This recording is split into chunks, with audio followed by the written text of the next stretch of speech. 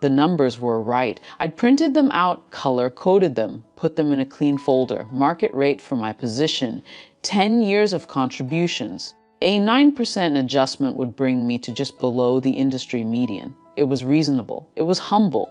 I sat in the car for 7 minutes before going in, rehearsing the opening line until it felt like someone else's words. His office was all glass and wood and silence. He listened. He looked at the folder, flipped 2 pages, closed it. Then he made a sound I'd never heard directed at me before, a short nasal exhale that was almost a laugh but not quite, like clearing something unpleasant from his throat. 9%. He said, "More to the folder than to me." Then he looked up and his face softened into something that resembled warmth. "You've been working hard, I see it. Maybe it's time to think about early retirement instead. Take it easy. Spend time with my daughter before the burnout really sets in." He meant it kindly. That was the worst part. He genuinely believed he was offering me a dignified exit from a conversation I should never have started. I said okay. Not defiantly, not quietly, just okay, the way you acknowledge a weather report. I stood up, left the folder on his desk, walked out. In the elevator, my hands stayed steady. It was only when I reached the parking lot that I realized I hadn't breathed properly for 4 minutes. I drove, not home, just drove, ended up in the lot of a shuttered Blockbuster, the kind of place that exists only in the margins now. I pulled the handbrake and sat. I wasn't thinking about revenge. I was thinking about the mortgage, about my wife's face when I told her, about the fact that at 38, I had just been gently euthanized by a man who still calls me kiddo at family dinners. Then I remembered the call 6 months ago. A man from Brand Industries, polite, persistent. "We'd love to sit down with you, understand your approach to supply chain." I'd thanked him. Said I was committed where I was hung up feeling noble. I found the email. Fingers cold. Typed 4 sentences. "My circumstances have changed. I'm available to talk if you're still interested. I've attached my updated resume."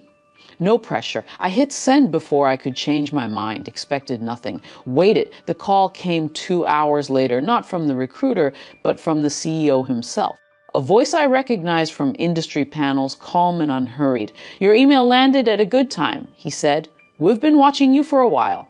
Not just your work, your position, the access you have, the relationships." I didn't say anything. "I'm not going to lowball you," he continued. "That's not how I op. Here's the number. If it works, say yes.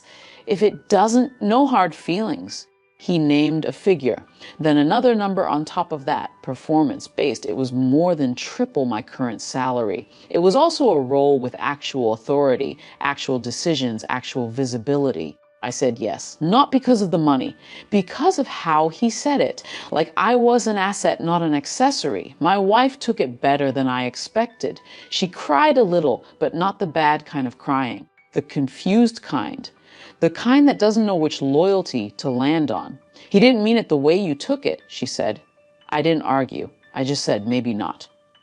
But I took it anyway. I started at Brant on a Monday, no announcement, no bridge burning.